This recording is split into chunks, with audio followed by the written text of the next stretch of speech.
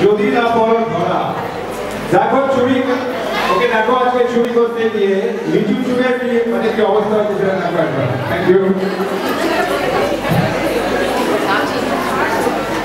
কাজী নজরুল ইসলামের লিচু চুরি বাপুদের কাজ বাপুদের কাজ সে কি মাস করলো তারা বলি থাম একটু বলি থাম একটু দাঁড়া